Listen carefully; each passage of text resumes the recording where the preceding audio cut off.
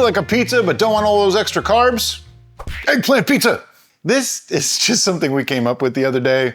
I don't even know where it came from. It came from your brain. Oh, we needed something to do with eggplant and I wanted pizza. So I'm eggplant currently pizza. growing eggplant, and they're getting larger than I was anticipating. Now, this one is actually a store-bought, and it's a If you have a it's prime. Yeah, but if you have a larger eggplant, this would be easier too. So Yeah, those weird eggplants that are like equal width and yeah, girth. that's perfect. That's perfect. So the first thing you want to do is cut off the top part, also known as the calyx. Dereka didn't think I was right when I said that earlier. She had to look it up. Initially, I was like, no, it's just a stem. And then I was like, oh, wait, but this was a flowering. This is typically a fruit. Yep. Yeah, that's totally a calyx. And what I want to do is I'm trying to make like 1/2 inch or so slices of it, 1/2 to 3/4. This is a small guy, so they're going to be smaller. So they're going to have 4 pieces of pizza. I'm saying pizza with quotes, even though I was holding a knife. And I want to just be very careful how I cut this. I want to get pretty much equal pieces if you can, something like that. I'm leaving the skin on. You don't have to. If you want to peel the skin off, you totally can. But for this, okay, I'll be honest. This is European, Italian style pizza because you're going to eat it with a fork and knife. Yep. I don't think you're going to pick this one up. Probably not. So when I call it pizza, it's more like it has pizza toppings on an eggplant, okay? That's kind of what we're doing here. Pizza-fied eggplant slices. I also want to stress, this is sort of an experimental thing we're going to try on the show. I've never made this before. Now, you might be thinking, oh, shouldn't you test all your recipes before you show them? We normally do. We normally do, but we wanted to show you a little something different. So if you had some rando ingredients, you could enter the mind of Brian. It's kind of like a behind the scenes view of how I make recipes. This is how it works. By the way, you're going to be using a baking dish, like a half sheet pan, but I'm going to put some parchment on it. This is pre-cut to size. However, I got to do this, and I don't want to be talking while I do it. I'm not going to throw it away. It's so that it lays flat. You saw that was all curly, right? That's annoying as heck. Hold on. Can't talk. Well, paper block. And I didn't do it again. I'm still doing it. See, and now it lays nice and flat. Ta-da! And literally just going to use the shape of the eggplant to fill in the gap here. Something like that. It doesn't have to be super fancy. So we're gonna pre-bake this eggplant. And why are we doing that, Brian? Because it softens them up a little bit. Later on, we're probably just gonna end up broiling all the other stuff, so it's not as crucial. No, I'm gonna bake it. I'm gonna bake it. We're also I still haven't decided yet. We're also hoping that the pre-baking is going to get rid of some of the excess moisture that's hiding in that eggplant, because we don't want soggy pizza. Now, if you want to, you can salt these. However, I don't wanna have to rinse them later, so I'm not salting them. You can put it on like a mesh, the screen, if you really want to, but I'm afraid they'll stick. That's why I didn't do it this time. But hey, this is experimental. This is a live and learn kind of situation. So I have my oven preheated to 400 degrees Fahrenheit. That's about 200 Celsius. I just happen to know that exact number set. And I'm gonna throw these in the oven. Derek asked me how long. I said, I don't know. So I'm gonna check them after like 15 minutes, because that's what you do.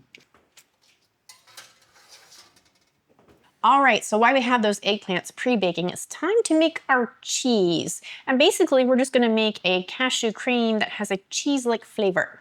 Now, interestingly enough, the cheese is actually the last thing to go on this pizza. It goes on uncooked, so we're doing it first, just for reasons. Okay, as I like to do when I'm making sauces, we're gonna use the NutriBullet. How much cashews do I have? Got one stuck in there. Get him out. Get him out! I didn't get my chef snack this time. No cashew Because if I did, behind. I'd be less than half cup. So what's next? All right, so now we're going to add flavor to the cashews. Otherwise, it's just gonna be blended cashews. Which wouldn't be a bad thing, but more flavor is always more better.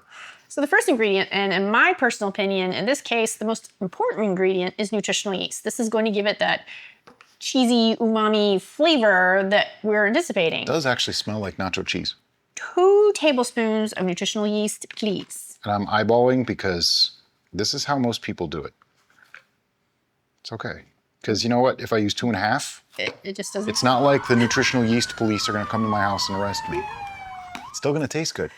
Then we're gonna add 1/2 teaspoon each of garlic powder and onion powder. Now you might be wondering why I'm adding these to cheese.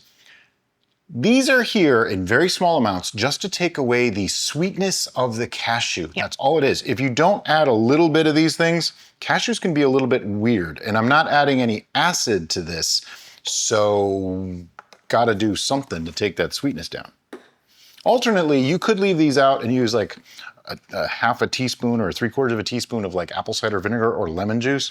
You can do that with cheese anyway, because a little bit of sour works in cheese. But for this, I didn't really feel it was necessary. Every recipe is just a guideline. It's kind of like the Pirate's Code. And stop signs with the border. I'm joking, I'm joking.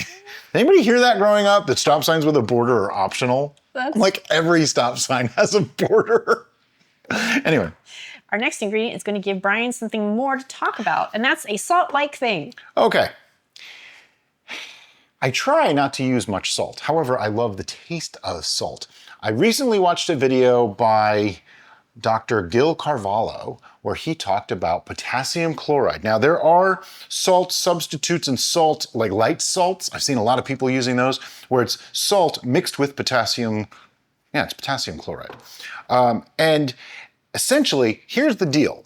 Potassium chloride not only is not supposed to raise your blood pressure, it's actually supposed to reduce your blood pressure in moderate amounts. I mean, you can use quite a bit of it, but I don't use much. Like I don't even use as much as I probably would have used if I was doing salt. Yeah. But for this, I'm going to use a little bit, and I'm just gonna do, what does it say, half a teaspoon? Yep. I'm probably gonna use a little more than half a teaspoon. I know I just said not much. Now the saltiness ratio between potassium chloride and salt is not exactly the same, right? It's salty. I've been assaulted. It tastes like salt. It really does. Right. It's not exactly the same, and depending on the brand you get and things like that, we can put a link to the one I got because I got it off Amazon. Yep. This is pure potassium chloride. Now, sometimes I will take like 1/3 salt, 2/3 potassium chloride, but I actually usually put this on at the table. Like I just sprinkle it over the top of the food and it gives it a nice salty flavor, brings out the flavors, but doesn't add to the sodium levels because there's no sodium in it. Now, in this case, we're trying to replicate a cheese-like product, and cheese in general is salty. So use a salt-like thing to make it salty. Still tastes salty in my mouth. All right. The next ingredient is not even in here. It's air? It's water. How much? Up to a half cup. So you know what I'm gonna do. I'm gonna fill this to a half cup and I'm only gonna put in part of it. See what happens. I used a 1/4 cup plus a tablespoon so far. I don't think that's enough.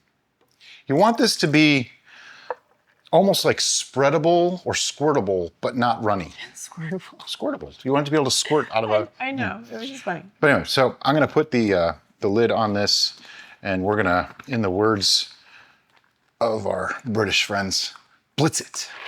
Okay, and this is part of the process of building recipes. Remember when I said it looked like I didn't have enough water? Well, I was wrong. There was enough water in there because now it's kind of runny and it's chunky. Like the cashews didn't completely dissolve yet. This isn't right yet, but it smells nice. So what I want to do is I'm going to add some more cashews and I'm eyeballing maybe a couple more tablespoons. I'll splash it now.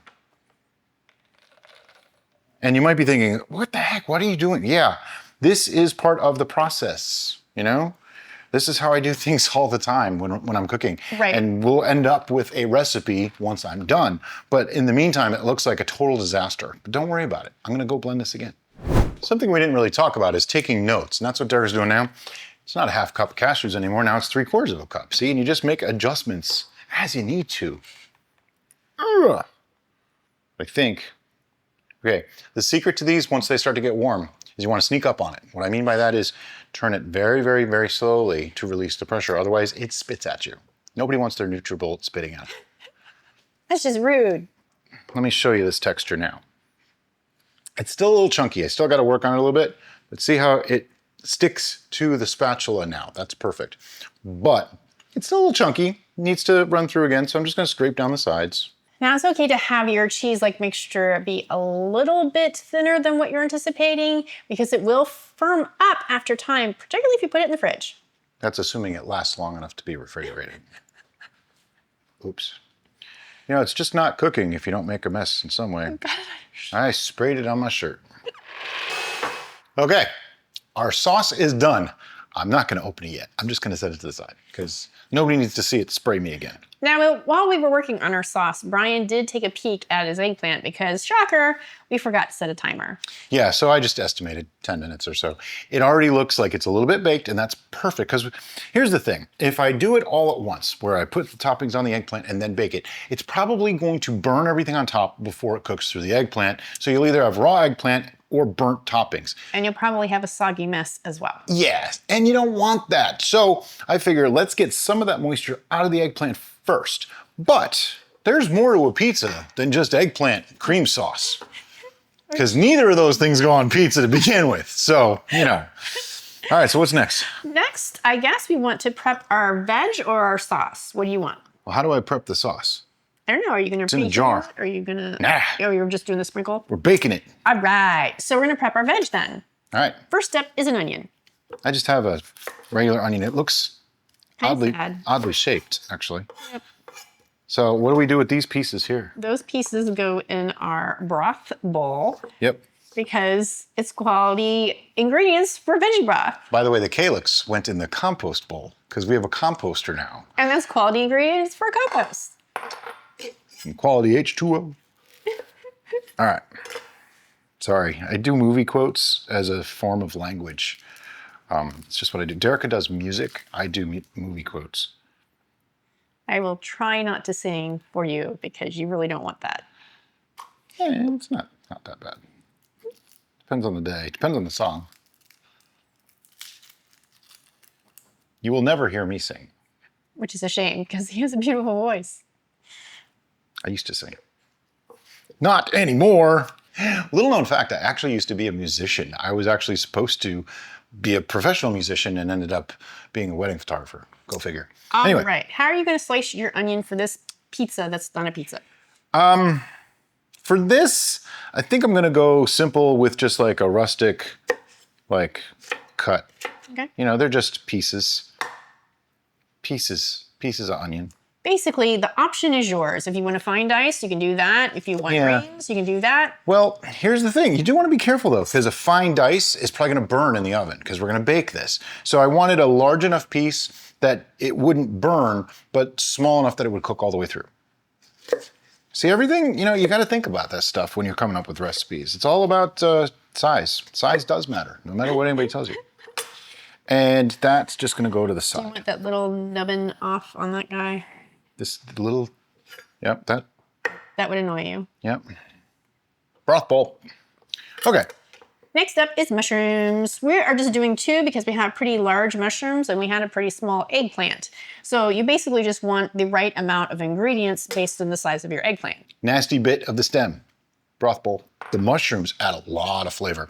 Now for the mushrooms, I'm gonna cut them about the same size as the onion because otherwise they'll just overtake. These are not very large things. And I'm gonna go fairly thin slices. They're probably 1/8 of an inch. Like not super thin, not like wafer thin, but thin enough that they won't burn yet again, but they will cook through. They do shrink as they cook too, so. Shrinkage is a thing. Yeah, see, size, it's all come down to size. So she got out 2 mushrooms and I'm thinking we might only need 1. I'm gonna save the other one just in case we don't need it. You're on reserve. Yeah. Next up is black olives. For some reason, we always seem to have a partial can of black olives in our refrigerator. I have no idea why. I'm gonna dump out some of this juice though. I don't know how many olives are in here anymore. Oh, there's quite a few. Probably don't need much. No, maybe 4, 5, 6. You mean 6 or 7, right? 10. That's 4. Olives are like garlic. You cook with your heart, you know? These are one of the things, I think this is the one that Adam says, if you're making pizza, it has to be on them. Black olives. And I just cut them in half, long ways. So you know you're biting into an olive. There's also supposed to be a rule, an unwritten rule, that for every person who doesn't like black olives, they pair up with a person who does. And we have skewed that concept because we both adore black olives. Well, technically I count as 3 people that like black olives because I like them that much. Well, then we're really messed up. Yeah, anyway. Oh, Yeah, right. that looks about right. You can, in theory, put anything you want on this pizza. Bell pepper would be great on this. But you know what else would be great? Is the thing in the blue container. The blue container. And that is Sausage. Now, this sausage is kind of just a garlicky smoked sausage because it's what we had. Yep. I made them yesterday for something else and had it left over.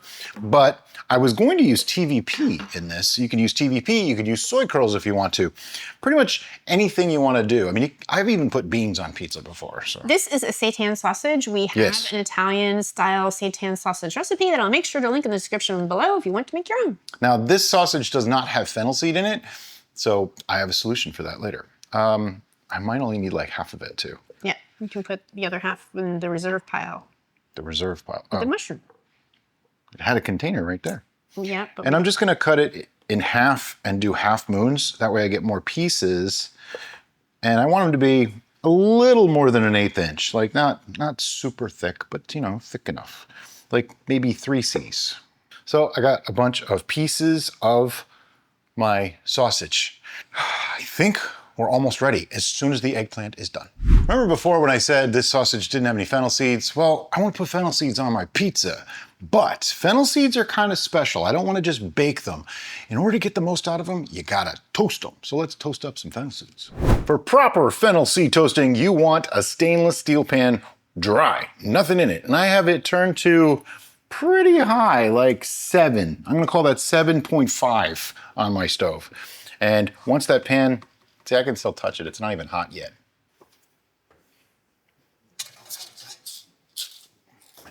Okay, in the meantime, the eggplant finished. it's Hear that hot. sizzle? All right, so we're gonna toast up the fennel. Okay, my pan is very hot now. So I'm just gonna take some fennel seeds and drop them in that pan. Just maybe, I don't know, what is that, about a teaspoon or so? Sure. Not too much. We don't have that much pizza to make. Obviously, the amount you're gonna do will vary with the amount of pizza you're making. And you wanna smell it. It should smell like fennel seeds, but you don't want them to burn. So if you see too much color, you wanna stop this immediately. And I just keep them moving every couple minutes or so. Give them a flip. Doesn't take too long on high temperature like this, just maybe a minute or two. What happens is the oils, the essential oils inside these will start to come to the surface, creates this really beautiful flavor.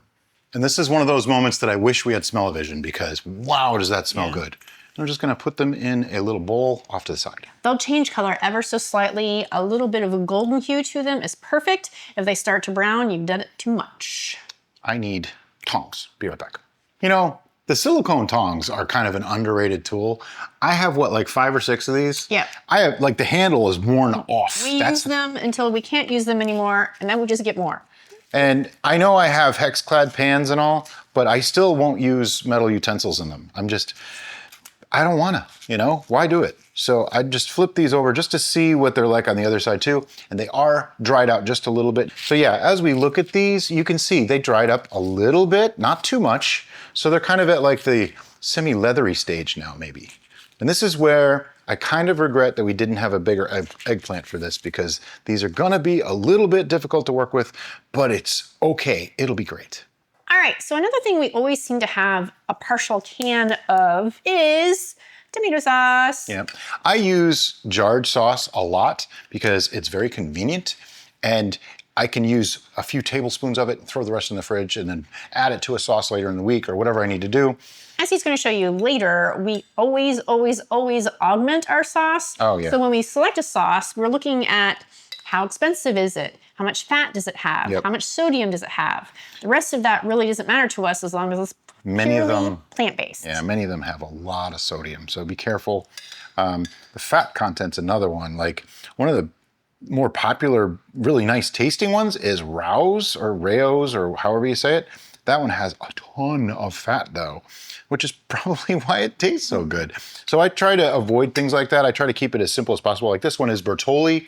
It's got 1.5 grams of fat per 5 servings. That's actually on the higher end for the ones that I usually get, because we get like the ones from Aldi and stuff like that. We even get Ragu and Prego. yeah. They actually have like a chunky garden style and chunky vegetable or something like that, and basil and garlic that are actually really great.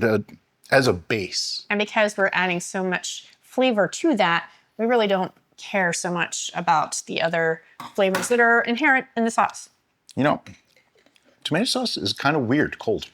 I imagine it I don't is. think I've ever done that before. Wow. Anyway. I have. Okay, I'm sorry. So now I want to augment this sauce. And like, you know, what we talked about earlier, I have those fennel seeds. I'm just gonna sprinkle a couple on each one.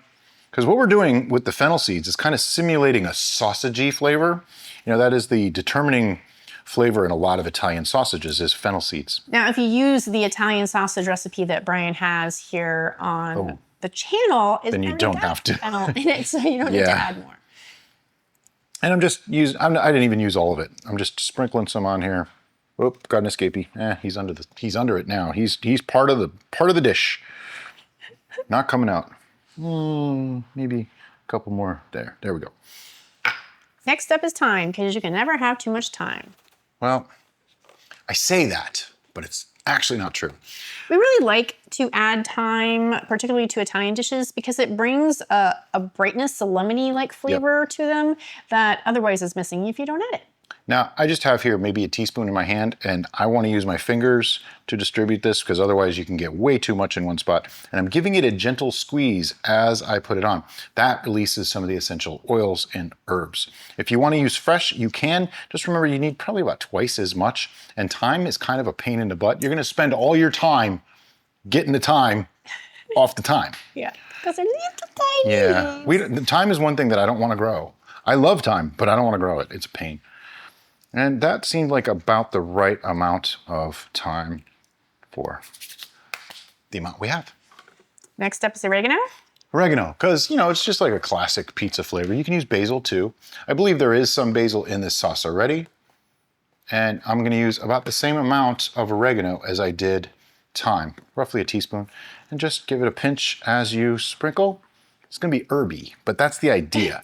Think about it. You don't have a crust to carry flavors and that kind of thing. So an eggplant doesn't really have a lot of flavor. Let's just be honest.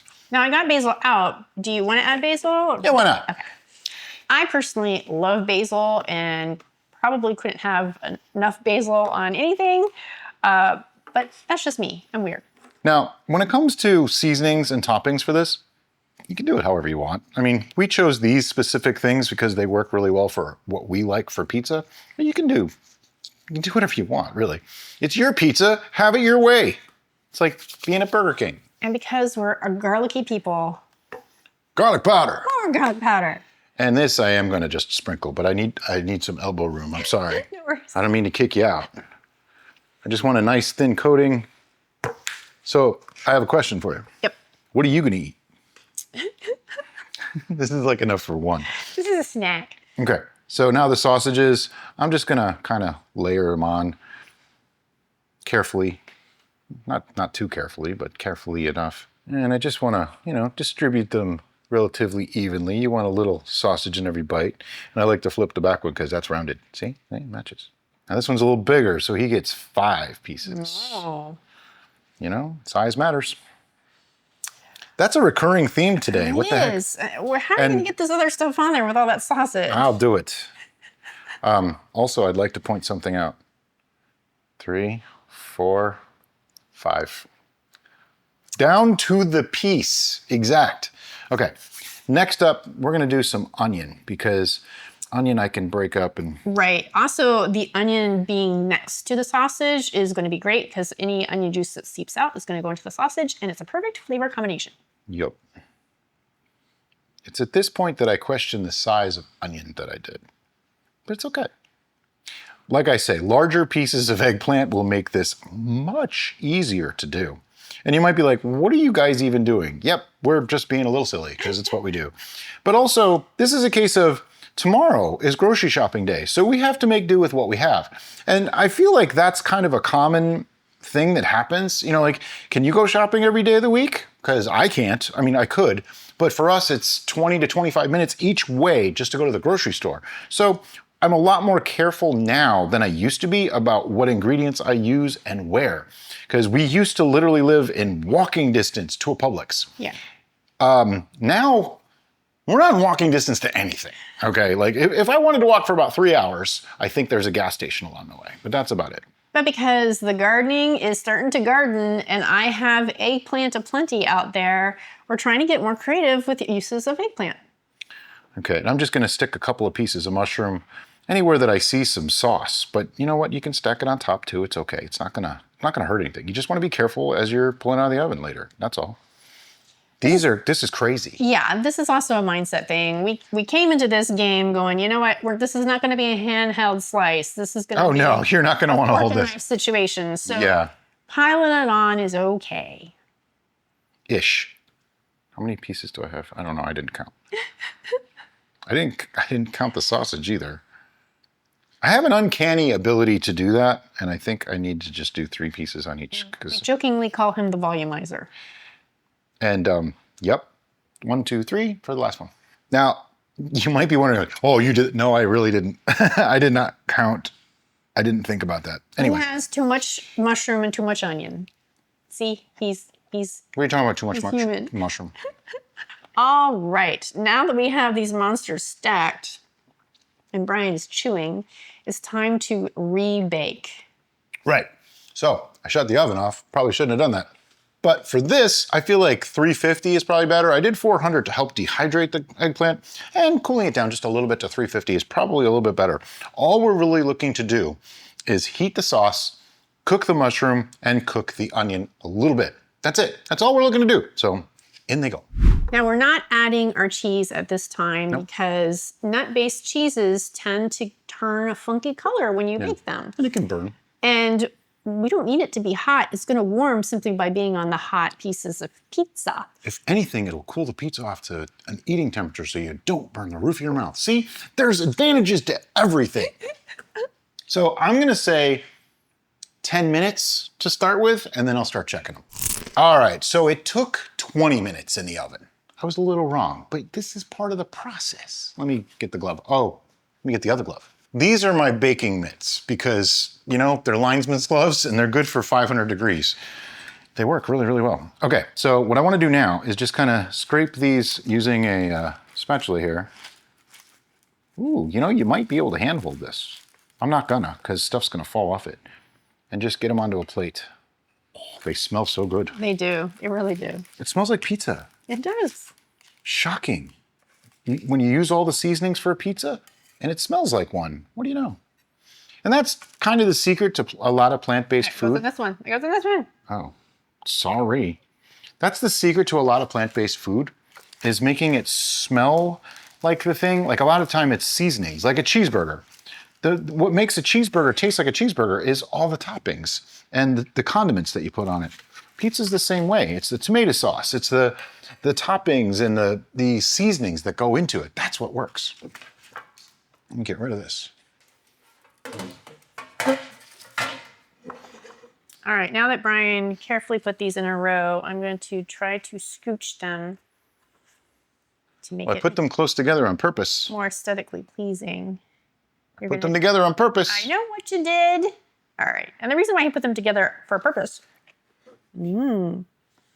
Smart cheese. Now he maybe put the cheese in a squirt bottle. We're repurposing a barbecue sauce bottle. Yeah, it's Kinder's barbecue sauce, but it's a squeeze bottle. Yeah. See? So he can drizzle the cheese artistically. Okay, so let's get to that. You don't have to be super neat about it, but I want to like get equal. I am horrible with a squirt bottle. It just goes everywhere. It's a little too clumpy. I think there might be chunks. We did say this was an untested recipe, right? Yeah, there's chunks in here. All right. Come on, squeeze. Yeah, it's gonna like blow up on me. Yeah, we don't want that to happen. All right, I'll just pour it. The last one just gets a little bit of a pour. There we go. All right. So now that we have our lovely, beautiful eggplant pizzas, we need to take a picture of this. If you have a person between the two of you or the three of you or however many of your collective there happens to be that is more artfully in a drizzle, perhaps they should do the drizzle. Or just use a spoon and glob it on. You know, It's gonna taste great regardless. It's all gonna mix together in your stomach. That's what people tell me all the time. All right, so I'm gonna take some pictures. We'll be right back.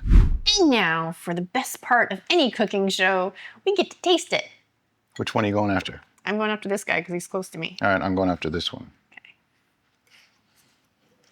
She asked while we were taking pictures, do you want me to try to hold one for a picture? And I was like, it's not gonna work. That bite's too big for me. That's why I did a nice small bite. Here. Mm.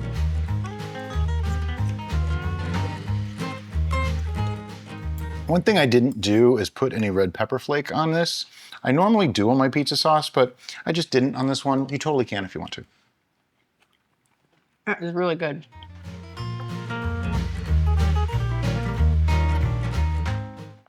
Adding the fennel, particularly because it was toasted, Tastes like pizza. it totally makes that sausage into an Italian sausage. I don't miss the crust. I kind of do. I don't miss It's not bad. that it's not cheese because I'm getting, It's cheesy. it's a very cheesy in flavor, and it's nice creamy because it's a sauce. So it replicates the sensation of a melted cheese. Mm-hmm. That's really good. But let me swallow. What we have is a great collection of textures and flavors, okay? So you have like a nice softness from the eggplant, which actually works really nice as a supporting layer. And then you have a little bit of a chew from the sausage, a little bit of a crunch from the onion still, and you get the brininess of the olive coming through. And then like she's been describing, the creaminess of that sauce. Wow, this is really amazing.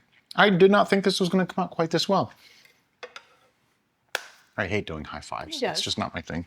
And she does it to me on purpose because she knows I'm uncomfortable with it. But it's a celebration. Yeah. It was something that, here's an idea, here's a concept. How can we make this work? You saw our thought process. You saw how we made adjustments for things that weren't working. And this is fantastic. Yep. I would be happy to be served this. This is a great way to use eggplant though. You know, for people that don't like eggplant or say they don't like eggplant or don't know what to do with it. This is a fantastic way to use it. Yeah. Wow. And if the pieces were big enough, I bet you could probably pick it up, do the fold and eat it that way. Yeah. Because these are just so small, it's gonna be really hard. Now keep in mind, they do shrink a little bit. Okay, let's start storage options. Before you put the cream sauce on there, after baking, in theory, you could put this in the fridge and then you could reheat them in the oven again later. Just be careful of drying it out.